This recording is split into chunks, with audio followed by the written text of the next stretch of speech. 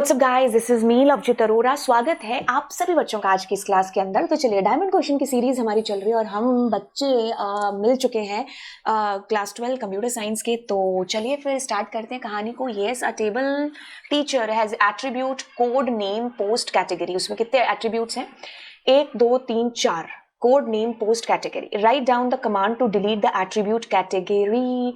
मैंने आपको हमेशा से ये चीजें बोली हैं कि जो चीजें क्रिएट से हो सकती थी ना, जो चीजें क्रिएट से हो सकती थी बट आपने वो की नहीं।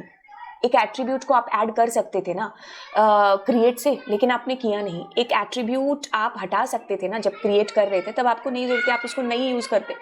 तो मतलब जो चीजें क्रिएट से हो सकती थी आपने की नहीं किसी भी रीजन की वजह से। आवाजें आ रही है ना, चलिए। ओके, सो कर सकते थे लेकिन आपने की नहीं, है ना? तो हम किसका यूज करेंगे? Okay, focus again. DDL के अंदर हमारे पास आता है क्रिएट, ठीक है। इसी की कैटेगरी के अंदर ऑल्टर, मतलब ये इसके परिवार की कहानी है। DDL के नेम एंड ड्रॉप। अब परिवार का ये बंदा वो काम कर सकता था या इसी के थ्रू हो सकता था, बट इसने अब कर दिया एक बार काम। इसके बाद ये कहता है कि मैं दोबारा नहीं करता। सलमान खान समझता है ना अपने आप को। तो अब क्या होगा कि इसका जो काम नहीं किया, आज तो रेलवे स्टेशन बन रखा है ना, तो इसका जो काम वो नहीं कर सकता था, अब वो काम कौन करेगा? वो ऑल्टर करेगा, ठीक है। मतलब टेबल की स्ट्रक्चर आपने इससे क्रिएट की ना, अब उस स्ट्रक्चर में कोई भी छेड़छाड़ होगी तो वो इसी के परिवार का दूसरा मेंबर करेगा। अब वो ऑल्टर के हाथ में, ठीक है। तो once the things are done with create, अब उसके बाद में उन चीजों को ये हाथ नहीं लगाएगा। मतलब once the table is created, that's it. अब हमें या तो नई टेबल क्रिएट करनी है, अदरवाइज वो कहेगा कि आप ऑल्टर कर लो डेटा को, मतलब टेबल की स्ट्रक्चर को, ठीक है। तो अब ऑल्टर बड़ी प्यारी सी कमांड है। आप एक तरीके से आप कह लो कि जैसे गाने गाते हैं ना, उसी तरीके से इसकी पूरी क्वेरी हो जाती है। हमें क्या करना है? डिलीट करना है। तो हम क्या करेंगे? ऑल्टर टेबल, टेबल का नाम विच इज टीचर। क्या करना है? ऐड करना है? नहीं, डिलीट करना है। तो ड्रॉप लिखेंगे। क्या ड्रॉप करना है? कैटेगरी, बस। इसके बाद कोई आपको डेटा टाइप देने की जरूरत नहीं है। अगर यहीं पर आपको ऐड करना होता तो आपको कुछ नहीं, आपको ड्रॉप की जगह लिखना पड़ता ऐड, और यहाँ सेमीकोलन की बजाय इंटीजर या जो भी इसकी कैटेगरी का टाइप होता, डेटा टाइप, वो आप देते और सेमीकोलन लगा, ठीक है। तो एडिशन डिलीशन में अंतर तो होगा ही थोड़ा सा, लेकिन थोड़ा सा होगा। तो आपको ऑल्टर यहाँ पर यूज करनी है। वैसे मैंने काफी ऑप्शन लगाए थे, मेहनत की थी इस पीपीटी को बनाने में, बट मैंने अपनी मेहनत पर खुद ही पानी फेर दिया और आपको आंसर बता दिया, ठीक है। मॉडिफाई का यूज कतई नहीं होगा, राइट। मॉडिफाई का यूज हम नहीं करेंगे। चेंज कुछ नहीं हम यूज करेंगे, ठीक है। मॉडिफाई का यूज होता है जब आपको डेटा टाइप चेंज करना हो, ठीक है। और चेंज का यूज हम मोस्टली तब करते हैं जब हमें किसी एट्रीब्यूट का नेम चेंज करना है, जैसे मुझे कैटेगरी से कैटेगरीज रखना है या कुछ और नेम रखना है, ठीक है। डिलीट का यूज होता नहीं है। और बस ये हमारे आंसर था, two only. And now we are moving further. Consider the following SQL table and create table employee. मैं किसी पार्क वार्क में पढ़ा नहीं रही हूँ, है ना? कितनी आवाज आ रही है बच्चों की। Okay, create table employee and table का नाम एम्प्लॉय है और उसके एट्रीब्यूट्स हैं। इसमें कुछ है ई नंबर और वैरकर, एंड फिर हमने डेटा को इंसर्ट किया है। अब ये कहते हैं कि S1 S2 which one is DDL and DML। देखिए, मैंने हमेशा आपको ये चीज बताई है, DML एंड DDL, है ना। ML किसे? मूसेवाले से याद करना है, SIDU, Sidhu Moosewala. Select, insert, update, delete, update. And ये कौन सा कार्ड है? DDL वाला card, CARD। Create, alter, rename and drop choose करिएगा एंड चलते हैं। Name to legal sub language of structure query language. बिल्कुल DDL DML, data definition, data manipulation. Create the queries of create the queries to create a database जिसका नाम है company. तो आपको जब डेटाबेस क्रिएट करना है तो आप क्या लिखेंगे? क्रिएट डेटाबेस, डेटाबेस का नाम। अगर आपको डिलीट करना था तो आप ड्रॉप डेटाबेस, डेटाबेस का नाम लिखते। Then create the table with use of not null and primary key. तो एक चीज बताऊं आपको, बड़ा आसान है क्रिएट करना टेबल को। यहां पर क्या करना, आपने यहां लिखा क्रिएट टेबल एंड टेबल का नाम। टेबल का नाम इज व्हाट? स्टाफ, है ना। ओके, ये bracket open and bracket close, semicolon and comma comma. अब यहाँ क्या लिखना है? आपको लिखना है कैर 5। यहाँ क्या लिखना है? वैर कैर 20। यहाँ क्या लिखना है? वैर कैर 15।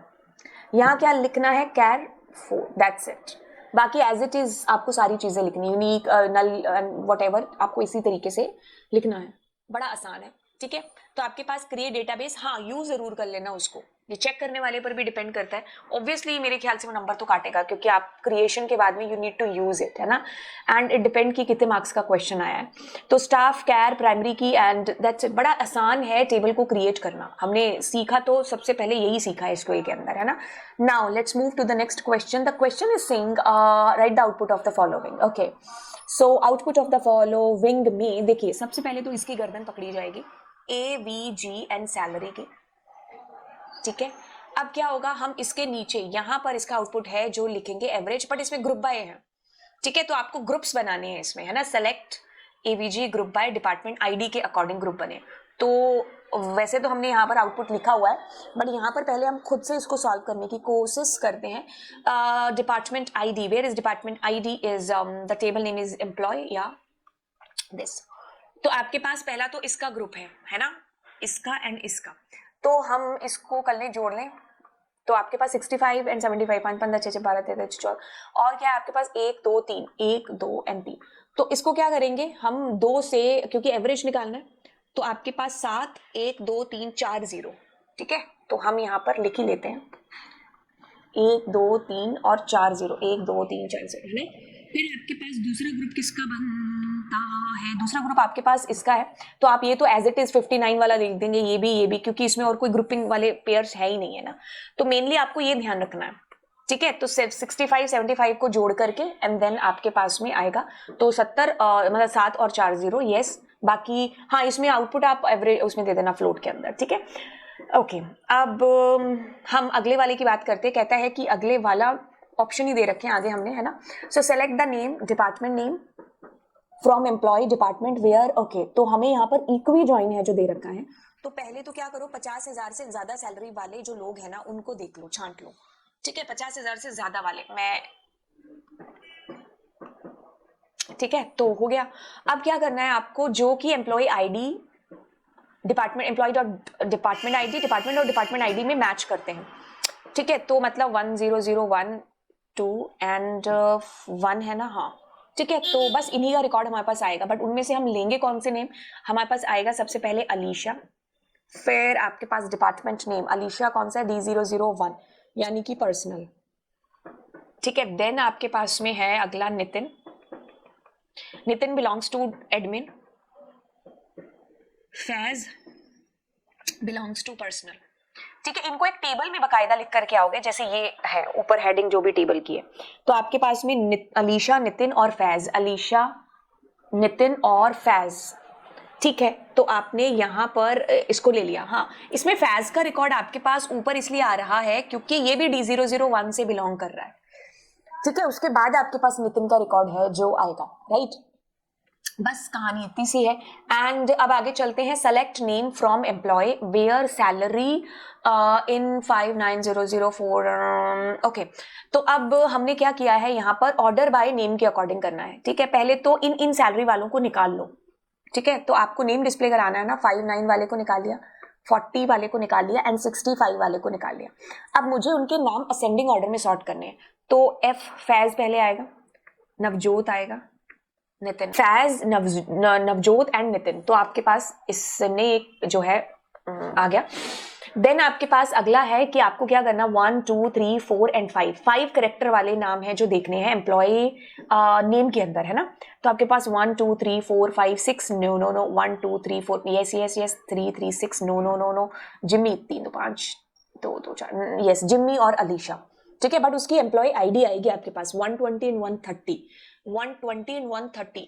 अलीशा इज 1 2 3, और नहीं अलीशा नहीं, नितिन, हाँ, 123 एंड 130। ए आपके पास ऑप्शन होगा। आगे चलते हैं तो कहता है कि from the above given options choose the correct one. Okay, personal area network it's a pan, local area network lan, metropolitan area network, wide area network. ये ज्योग्राफिकल एरिया के बेसिस पर आप टाइप्स ऑफ नेटवर्क कह सकते हो। ठीक है, personal area मतलब ब्लूटूथ हॉटस्पॉट की बात हो रही है।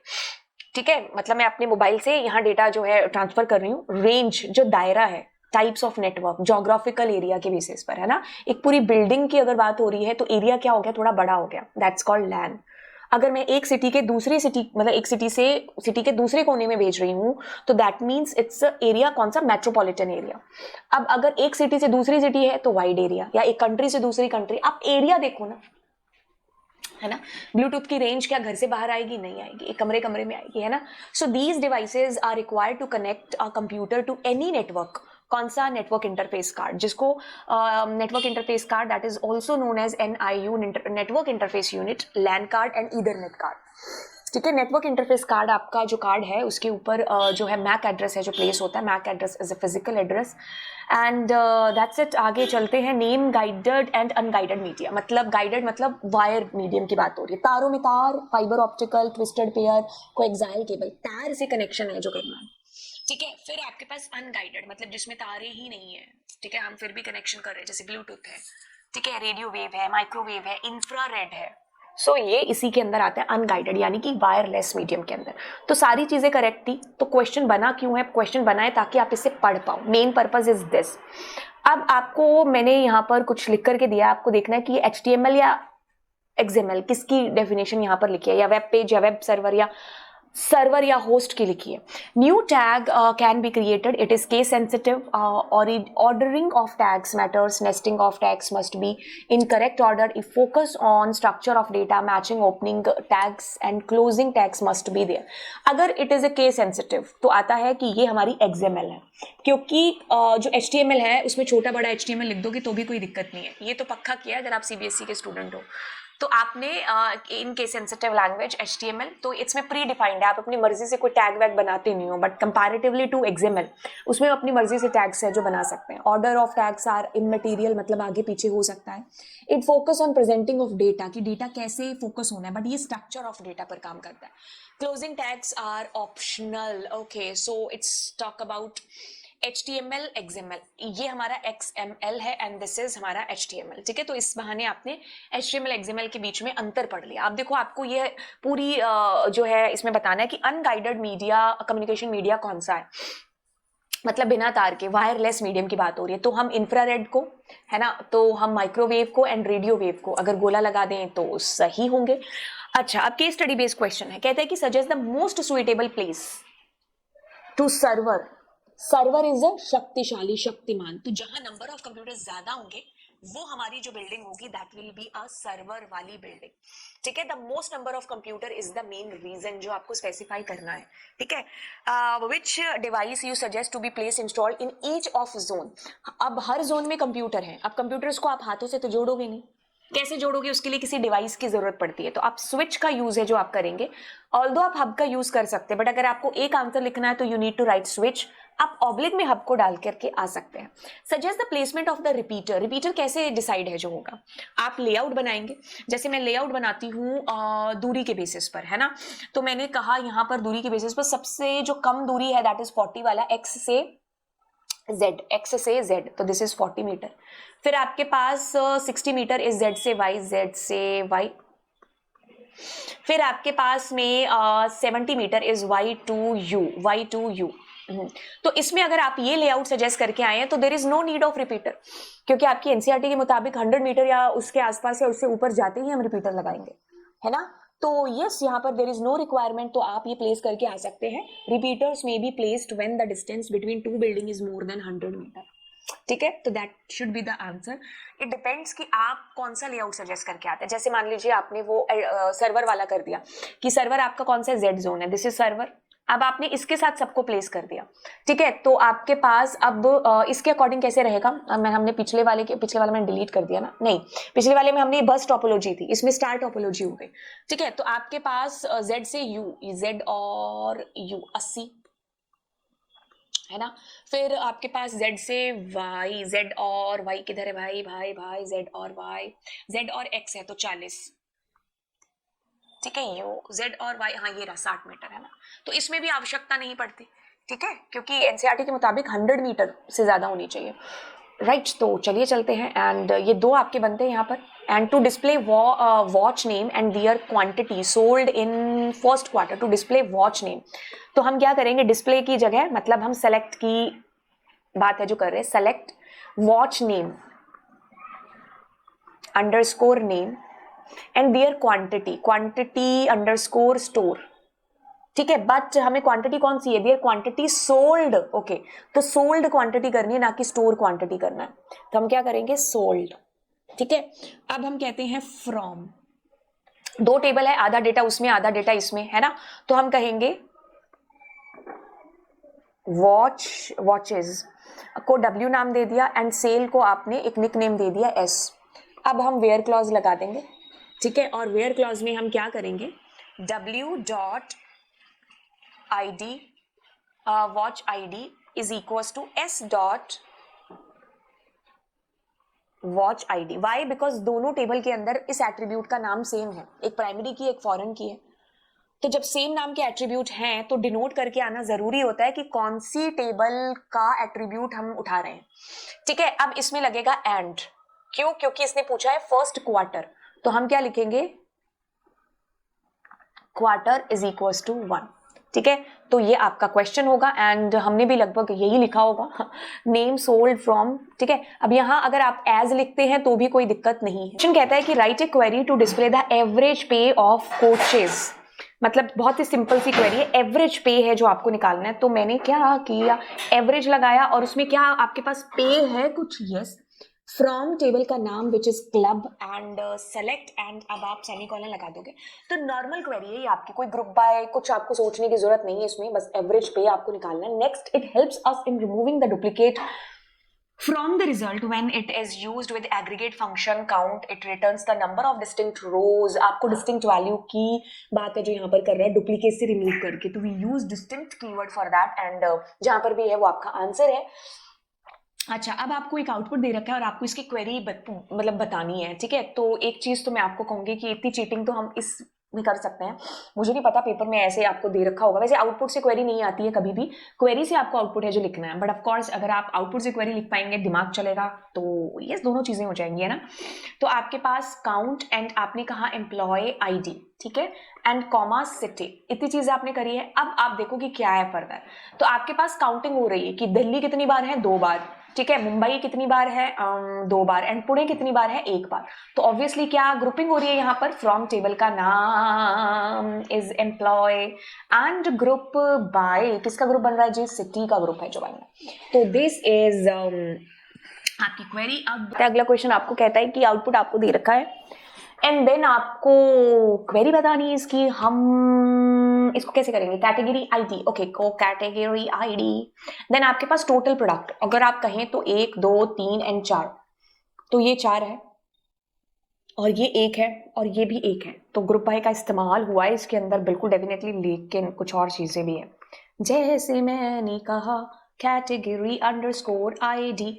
अब मुझे क्या करना है, काउंट करना है, तो काउंट स्टार, ठीक है, एंड अब मैं एज का यूज करूं या ना करूं कोई दिक्कत नहीं है, उसके बिना यूज किए भी आपने कहा टोटल अंडरस्कोर प्रोडक्ट, ठीक है, फ्रॉम टेबल का नाम क्या है, प्रोडक्ट, ठीक है। अब क्या होगा, अब आपके पास में यहाँ देखा आपने नल का ग्रुप नहीं बनाया, नहीं तो यहाँ जो है नल का ग्रुप भी है जो आपके पास में बनता और एक आता, नल का ग्रुप नहीं है, तो मैंने क्या कहा, मैंने कहा where category underscore ID is not null, ठीक है। अब मैं क्या कर रही हूं, एंड अब ग्रुप बाय, किसका ग्रुप बनाना है आपको, कैटेगरी आईडी का, ठीक है।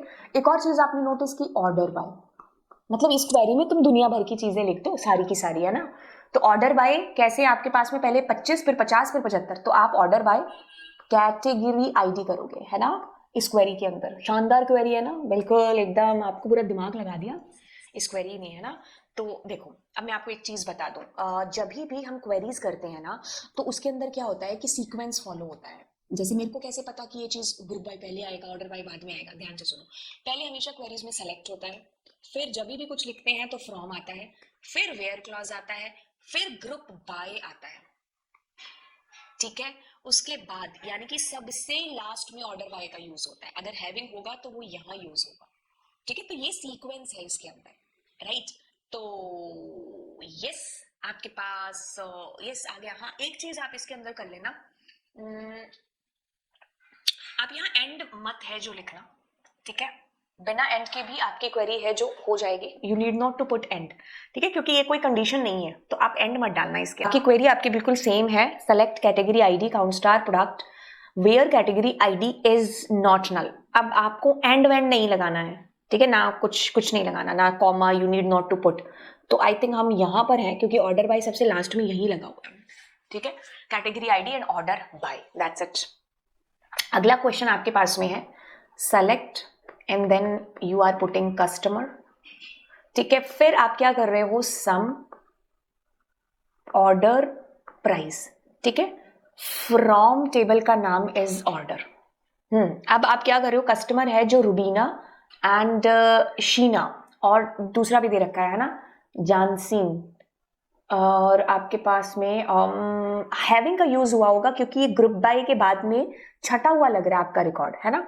तो कैसे आएगा, आपने कहा ऑर्डर, तो मैं कहूंगी ग्रुप बाय कस्टमर। अगर मैं मेरे बच्चे इतनी चीज करती हूं ना, तो आपके पास ध्यान से देखना, रुबीना, वेयर इज रुबीन, रुबीना नहीं है, रुबीन है, ठीक है, तो रुबीन के देखो ये 1500 हो गए, फिर शीना एंड शीना कितने हो गए, 16 17 18 19 हो गए। अब ये मेरे को जेनसेन है ना, तो इसके कितने हैं, 2700, तो ये मेरे को हटाना है एक, है ना।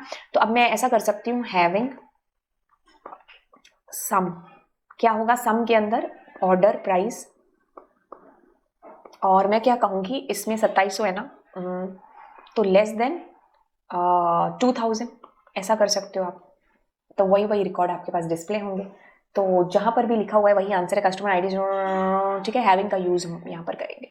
ग्रुप बाय के ऊपर हैविंग क्लॉज है जो हमारा बेसिकली लगता है, ठीक है, ये चीज याद रखनी है कि ग्रुप बाय से बनी हुई वो जो टेबल है ना, उसके ऊपर you are putting condition, then you need having clause.